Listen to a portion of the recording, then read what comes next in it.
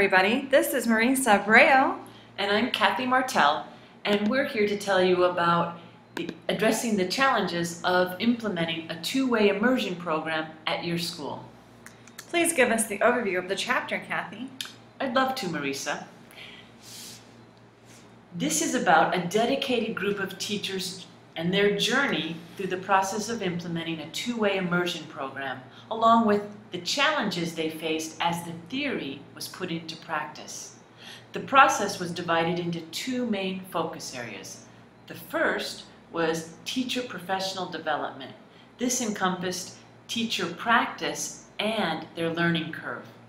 The second part focused on the assessment of the program's overall success and the collection of evidence. Kathy, do you know that this is based on the experience of 3 elementary target schools in Philadelphia that implemented their first 2 years of the two-way immersion program? The success of the program depended upon teachers taking ownership of the program and engaging in purposeful dialogue, also known as teacher talk. And a major factor in the program was the professional development of the teachers. This included first and foremost the development of a community of practice. The driving force of this dynamic community was ongoing, frequent, and continuous talk about teaching. This included each teacher's reflection on their own teaching, as well as reflection on the teaching practices of their colleagues. Both the dialogue and the reflection utilized a common language that all teachers agreed upon. In addition to this, the teachers would share and celebrate successes, and along with this, they'd collaborate to address any challenges that occurred. An example of how teachers participated in a community of practice is when teachers would meet monthly at happy hour. Oh, no, Marisa. Just seeing if you're paying attention. When they would meet monthly to share something they did in their classroom. Teachers were trying to figure out how to get a two-way immersion program started, and they used each other to show what was working or what was not working in their classroom. This provided an opportunity for all teachers to look at each other's practice, observe, reflect, and most importantly, to develop more of a coherent understanding of what two-way immersion meant at their school. This helped teachers become more analytical and, most importantly, created a strong learning community. And from this learning community that Marisa has mentioned, teachers identified the students' bilingual and biliteracy development as their major area of concern. So they wanted to come up with a solution or address this concern. To do this, they came up with 2 focus questions. The first one was, how does your TWI program encourage English-speaking and Spanish-speaking students to become bilingual and develop literacies in Spanish and English? The second question focused on, what evidence do you have of students' bilingual and biliteracy development over time? These guiding questions guided teachers' professional development for the whole school year. Please take notice to the timeline on your screen. In the fall, teachers focused on observations and collaboration about their classroom practice, as mentioned before. They became more cohesive of their understanding of second language acquisition development. In the spring, teachers began to think critically about biliteracy development, about the 2 focus questions Kathy had mentioned. Teachers received professional development by attending bilingual conferences and taking graduate courses. This broadened teachers' thinking and leading them to focus equally on Spanish as in English. Teachers took graduate courses on Spanish literacy development, which brought to their attention the lack of the validity of the Spanish assessment, the program they had at their school. They realized they need to make a change and monitor how they approach the assessment. So as the end of the first year approached, Teachers focused their efforts on designing a professional development plan for the summer that would integrate theory and practice by looking critically at literature in relation to authentic student writing samples. And they wanted these samples from that first year of the study. This workshop led teachers to an action-oriented research project for the second year of implementation.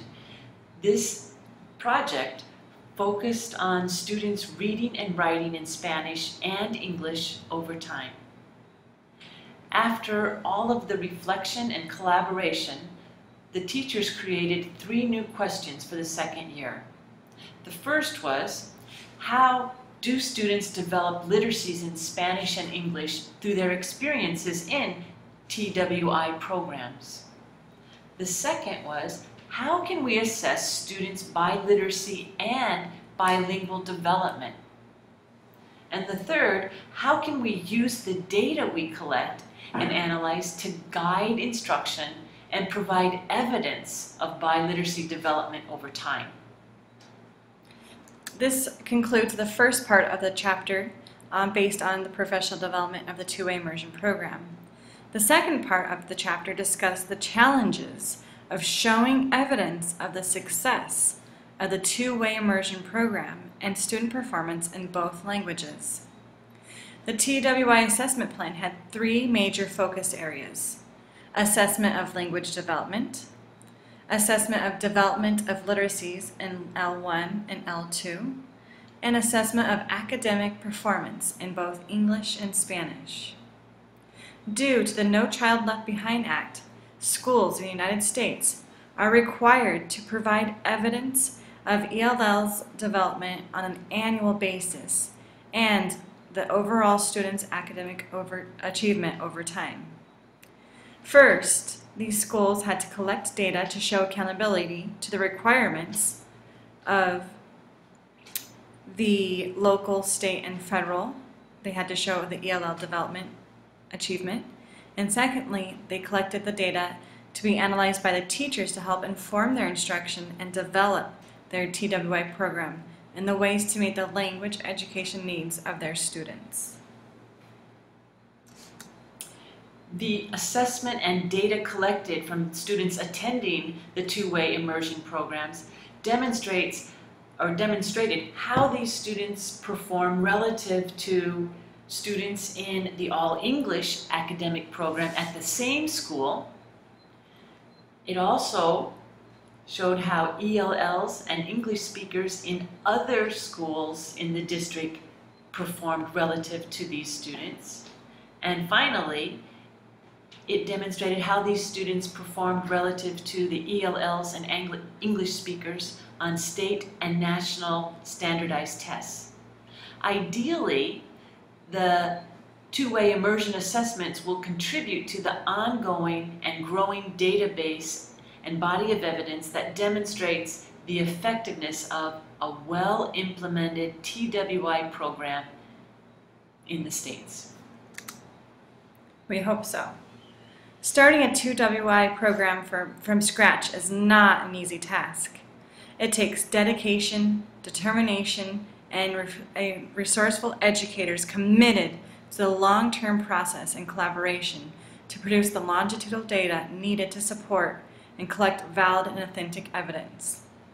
The success of this program hinged on the open and continuous dialogue the TWI teachers engaged in for the first 2 years. They reflected on their practices and problem-solved and developed their program. And through the assessments and evaluation of the assessment data, teachers held themselves accountable for their students' performance and their students' growth relative to the TWI program goals. They have created a cycle of growth by using data collected on the student performance to guide instruction, further professional development, and build an effective TWI program. This concludes our presentation. We hope that you have enjoyed it. And we look forward to your conversations and input on our discussion questions. Thank you so much.